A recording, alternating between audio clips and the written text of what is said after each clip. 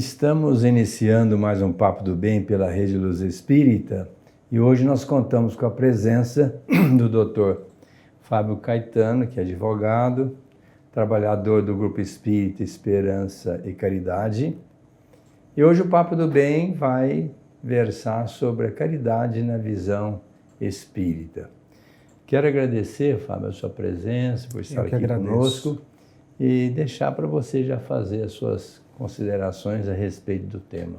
Muito obrigado, doutor. Bom, primeiro é um prazer estar aqui novamente e nós escolhemos esse tema com base no lema de Kardec da doutrina espírita, que é fora da caridade não há salvação. É interessante que a frase não diz que fora da igreja não há salvação. Ou seja, a caridade ela deve ser praticada independentemente da religião, independentemente de fatores externos, independente de posição social, de condição social. E Jesus nos exemplifica isso através da parábola do bom samaritano. Todos conhecem, quando um doutor da lei questiona o mestre acerca do que é necessário para herdar a vida eterna, e Jesus responde: amar a Deus sobre todas as coisas e ao próximo como a ti mesmo. O doutor da lei, não satisfeito, questiona novamente Jesus: quem é meu próximo? Então é nesse cenário, nesse contexto, que Jesus nos traz a parábola do bom samaritano, em que ele diz que um homem descia de Jerusalém para Jericó e nesse meio do caminho ele é tomado por assaltantes. Os assaltantes batem nele, o deixam semi-morto e desnudo, sem roupa, Ou seja, não era possível naquele momento nós identificarmos quem era o homem necessitado, Então, eu acho muito inteligente as parábolas de Jesus, porque elas são cercadas de detalhes, Então, o fato do homem não ter mais as vestimentas, que naquela época elas eram utilizadas também para demonstrar a origem da pessoa, e não conseguir falar, ou seja, estar semi-morto, Jesus nos ensina que o próximo é todo aquele que se encontra em nosso caminho. E aí a parábola continua, dizendo que descia pelo mesmo caminho um sacerdote.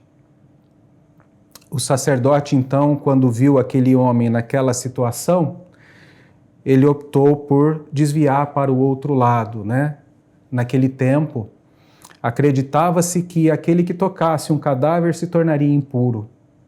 Então, naquele momento, o sacerdote teve uma atitude egoísta, Ele ficou com receio de se tornar impuro e passou para o outro lado do caminho. Ou seja, a caridade e o egoísmo são duas forças antagônicas, Não há como praticar a caridade sendo egoísta e vice-versa, E em seguida, só para relembrar a parábola, veio um levita, que era quem auxiliava o sacerdote no templo. E ele tomou a mesma atitude do sacerdote. Olha a força do exemplo, Ele teve a mesma atitude que o sacerdote teve, ele desviou para o outro lado. Mas aí vinha o samaritano, que, de acordo com a parábola, ao encontrar aquele homem, sentiu piedade dele, Ou seja, o que é sentir piedade realmente? É nós sentirmos a dor do outro, é nos colocarmos na posição do outro, Chico fazia muito isso quando recebia aquelas mães que haviam perdido seus filhos. Ele as abraçava, muitas vezes chorava com elas. Então, isso mostra que, para que nós pratiquemos a caridade efetivamente, nós temos que nos colocar no lugar do outro, para exatamente sabermos a necessidade, Porque muitas vezes a gente quer praticar a caridade, mas com condicionantes. Eu faço isso, mas você, por outro lado, tem que fazer isso. E aí não é a caridade, né? O samaritano, ele não impôs nenhuma condicionante, ele simplesmente sentiu piedade dele. E a primeira atitude dele foi limpar as feridas do homem que estava caído, né? Com óleo e vinho, que era o mesmo óleo e vinho que era utilizado nos altares da época. Então, quem é o nosso altar? Quem é o verdadeiro altar de acordo com Jesus? É o próximo, é o necessitado, né? E depois que ele mesmo cuidou do homem necessitado, ele colocou o homem sobre o seu cavalo, que era a única coisa que ele tinha naquele momento. Muitas vezes nós praticamos a caridade com aquilo que nos sobra, mas dificilmente a gente o faz com aquilo que a gente tem de melhor. E Jesus nos ensina que o samaritano deu o que de melhor ele tinha naquele momento. E até que eles chegam numa hospedaria, diz a parábola que ele cuidou dele, ou seja, ele deu de si, deu o seu tempo, e no dia seguinte ele deu 2 denários ao hospedeiro, seguiu o caminho e disse que se tivesse mais alguma despesa voltaria e pagaria depois. Que também nos ensina que a caridade deve ser praticada sem que se espere reconhecimento. Ele simplesmente seguiu o seu caminho. É claro que a prática da caridade não é uma receita de bolo, mas essas características, elas estão presentes no verdadeiro ato da caridade, né? Eu acho que a caridade ela tem que conter essas características. Se você fizer esperando reconhecimento, deixa de ser. Se você impor condicionantes, deixa de ser, né? Chico dizia, por exemplo, que a fome tem pressa. Como que eu vou impor condições para socorrer alguém que naquele momento que tem fome? Então aí deixa de ser a prática da caridade, né? Essas são as principais características que a gente enxerga nessas parábolas. Nossa, poderíamos parar o programa aqui agora, não precisa nem continuar, né? Porque ficou muito claro para a gente entender. Essa parábola, ela tem muitas informações que a gente tem que estar parando para analisar. Jesus não falava uma palavra que não tivesse um cunho extremamente inteligente, de profunda sabedoria. A começar que ele disse assim, este homem vinha de Jerusalém para Jericó. Ou seja, da cidade de luz, da cidade santa, para Jericó, que era uma cidade onde se permitia muitos abusos, muitos danos morais. Ali havia praticamente um espírito de comércio, onde o espírito da moralidade estava totalmente ausente. Ele poderia dizer assim, ele saiu de Jericó para ir para Jerusalém. Não, ele falou assim, saiu de Jerusalém para Jericó. Isso significa que toda vez que a gente sai de um nível de consciência salutar para entrar num nível de consciência indesejável, nós estamos arrumando encrenca. E foi exatamente isso. Ele foi abalroado pelos ladrões, exatamente porque estava fazendo um caminho na descendência. A vibração dele não estava boa, porque às vezes a gente fica pensando, como é que eu consigo me defender contra essas forças exteriores, né? Os ladrões, as agressões, elevando-se moralmente, elevando-se vibratoriamente, nós saímos da faixa da possibilidade do envolvimento. E ali aquela criatura estava exposta, porque estava descendo de uma cidade santa para uma cidade complicada. Uma outra coisa, Fábio, interessante, é que o levita era um dos intérpretes da lei, ele conhecia muito a lei, né? Exatamente. Então, se ele era intérprete da lei, ele tinha que chamar o sacerdote e dizer, olha, senhor, nós estamos aqui numa situação meio complicada, né? Vamos analisar isso aqui. A lei, né, fala que nós devemos amar a Deus e o próximo, e nós estamos deixando isso. Mas ele fez vista grossa para o próprio conhecimento que ele tinha. Então, às vezes a gente fala muito de conhecimento, né? Ah, mas eu conheço o Evangelho, eu conheço a doutrina, eu conheço... Mas será que isto está sendo suficiente para a pessoa realmente praticar o verdadeiro sentido da caridade? É interessante isso que o senhor colocou, doutor, porque isso nos mostra que a prática da caridade independe da intelectualidade. Na verdade, ela depende muito mais de um bom coração do que da intelectualidade. É verdade que a caridade deve sim ser raciocinada, mas muito mais do que raciocínio, ela depende do amor, né? E o que o senhor colocou sobre a questão das cidades, né, de Jerusalém e Jericó. Samaria, a região de Samaria ficava entre as duas, né? E os samaritanos naquela época não eram bem vistos porque era uma região que tinha sido, sofreu influências de vários povos pagãos. E quem é a figura que Jesus escolhe para simbolizar a prática da caridade? Justamente aquele que nós menos esperamos, que era o samaritano. Até criticamos, né? E no caso ele era profundamente criticado. Exatamente. Pelos judeus de uma maneira geral, né? Exatamente. E ele teve também, doutor, um ato de coragem, né? Porque, assim, em tese ele poderia ser confundido com os assaltantes que bateram no homem.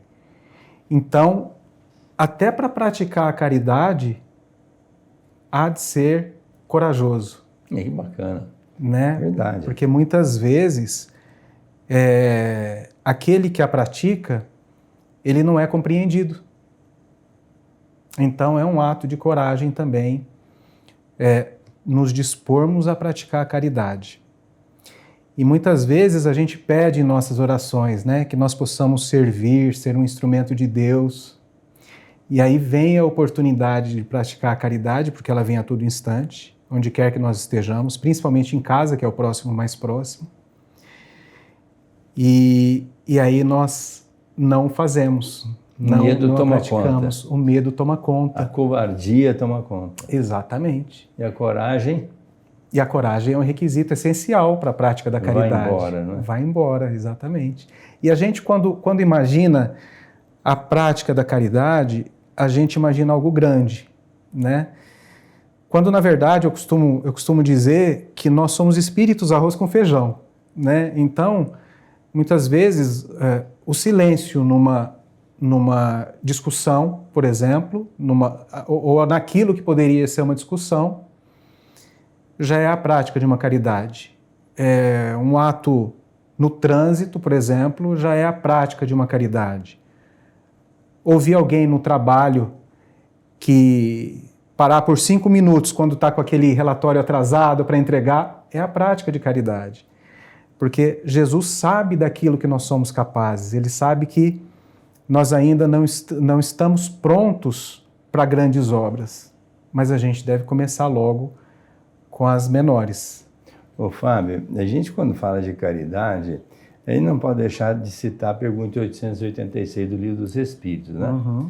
Porque a interpretação de caridade ela é muito ampla. Tem pessoas que acham que ser caridoso é dar uma quantia, uma cesta básica, ou dar aí qualquer dinheiro, e outros tipos de doações. Aí Kardec faz questão de enfatizar isso, perguntando aos benfeitores como Jesus via a caridade, né? Como que a caridade era vista pelo Cristo.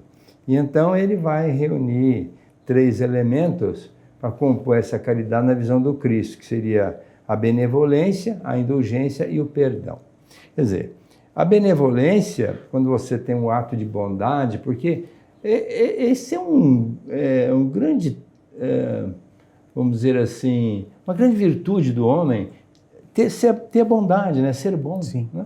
Porque a pessoa, quando tem bondade, aquilo praticamente faz com que ela tire o coelho da cartola, né? Ela assim, não, eu vou ajudar essa pessoa.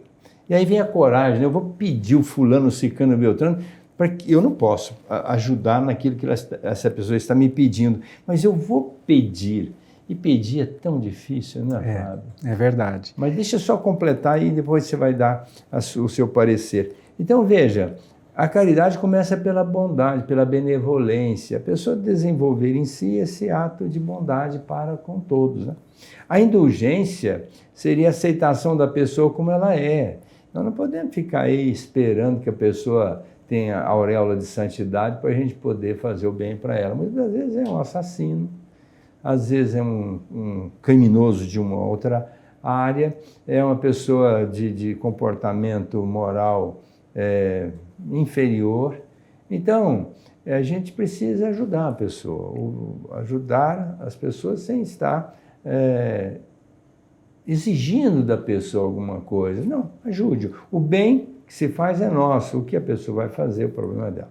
E o último elemento é o perdão, que na vida de relação, se o pessoal entendesse que o perdão é a mola mestra da paz, nós estaríamos perdoando todo mundo. Ou seja, não é comigo, né?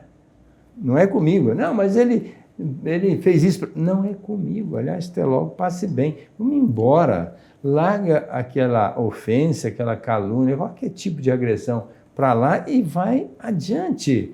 Porque se a gente parar para questionar e às vezes até voltar para agredir, nós vamos arrumar vamos dizer assim, uma situação muito complicada para a gente. Então, caridade, nessa visão do Cristo, aí não vai religião, não vai dinheiro, não vai posição social, não vai nada.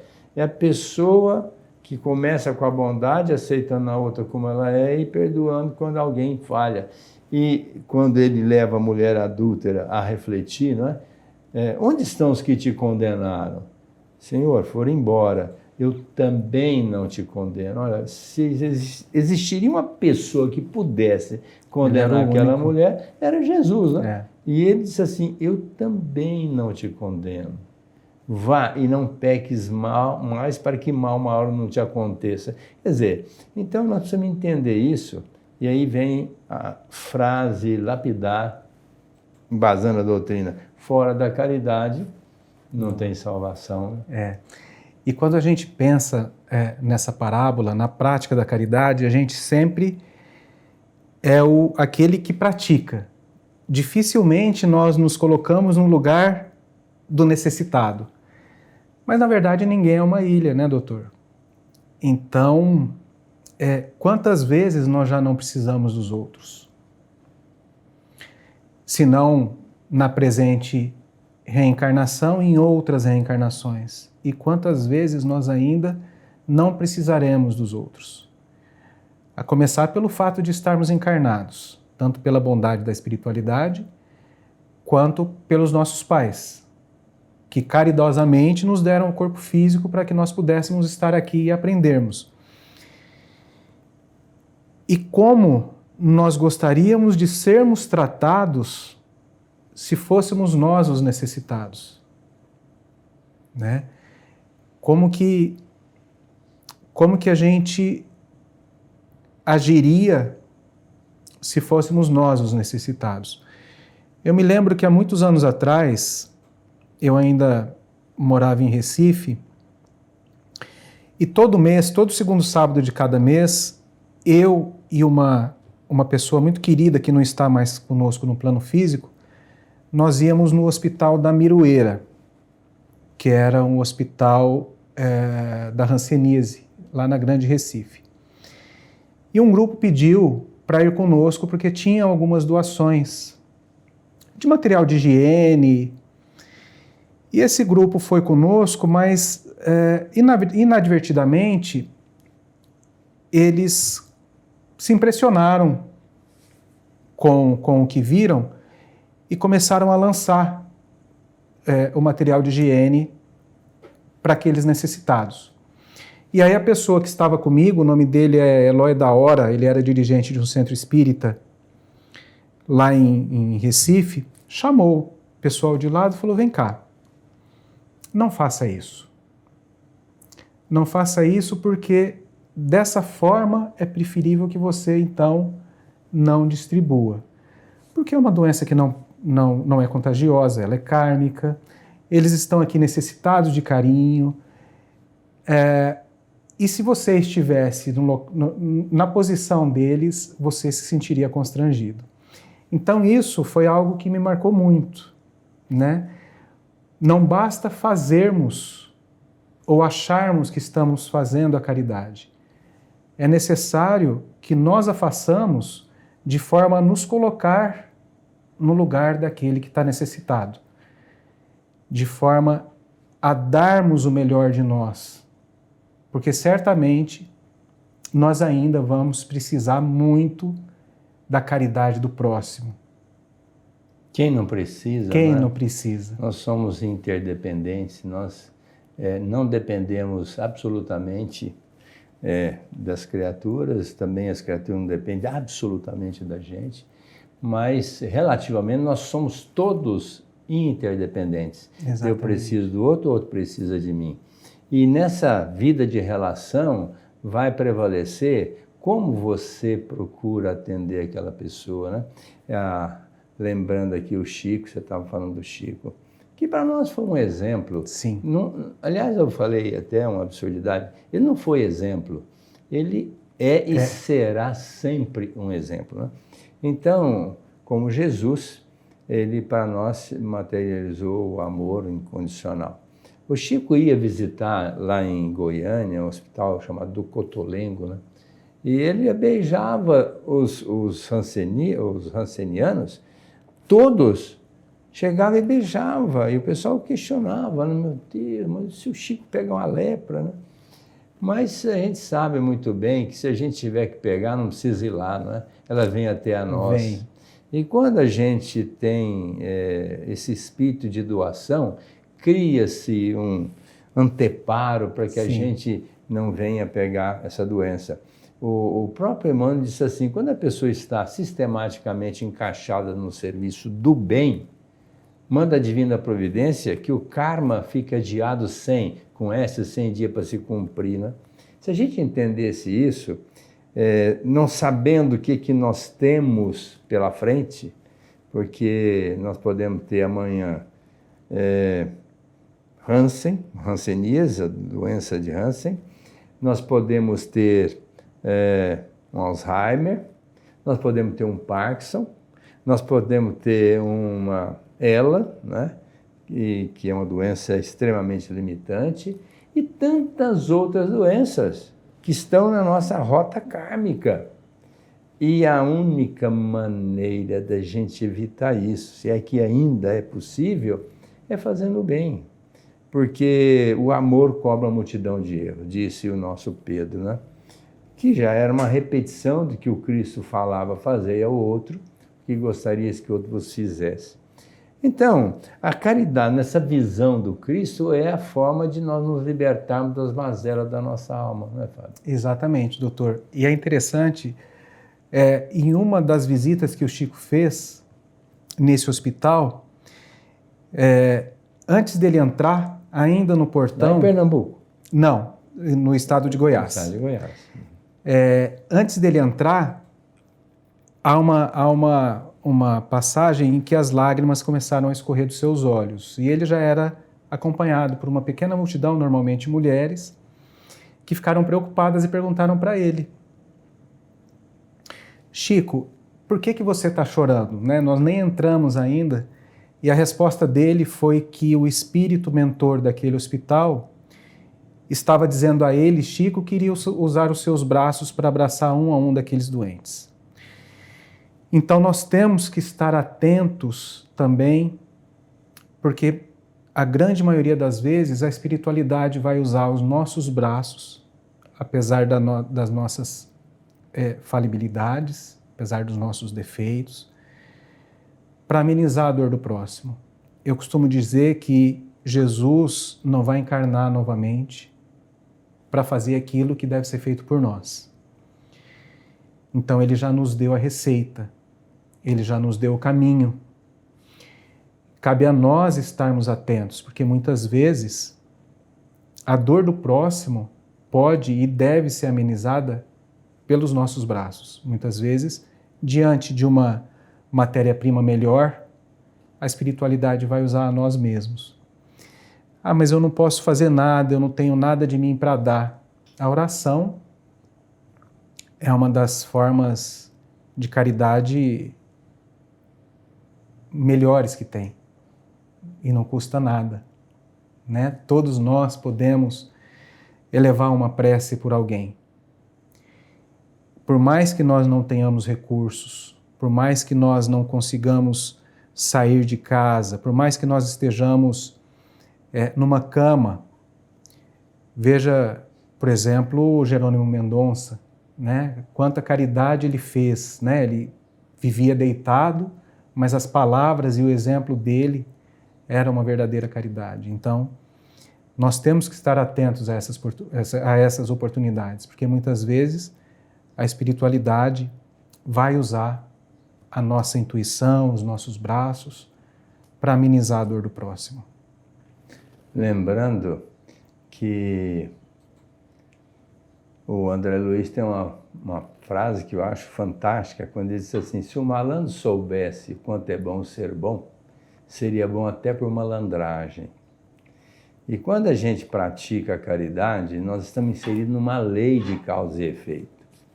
Nós ajudando uma pessoa que está em penúria, em sofrimento, atrás dela tem um espírito protetor, agradecido por estarmos ajudando o seu pupilo. Quando nós ajudamos outra pessoa, atrás dela tem outro espírito protetor, agradecido por nós estarmos ajudando o seu pupilo. Imaginemos se nós fizermos um périplo, uma caminhada de ajuda ao próximo, quantos espíritos superiores estarão agradecidos pelo nosso trabalho? Num determinado momento em que nós estivemos numa situação muito grave, muito difícil, e achamos que não tem mais solução, tenho certeza que eles vão ter dificuldade para decidir quem que vem, ou se não todos, para nos socorrer. E aí nós vamos dizer: ah, que sorte a minha. Consegui me isentar dessa situação constrangedora, difícil, mas podemos saber que existe a lei de causa e efeito, de mérito e demérito. Nós adquirimos o mérito fazendo o bem. Por isso que o Chico, encerrando o nosso programa, dizia assim: façamos todo o bem possível hoje, porque ele amanhã será o nosso único advogado. Pensemos nisso. Um grande abraço a todos, gratidão pela sua presença. Eu que agradeço, doutor. E que estejamos juntos na próxima quarta-feira, no novo Papo do Bem pela Rede Luz Espírita.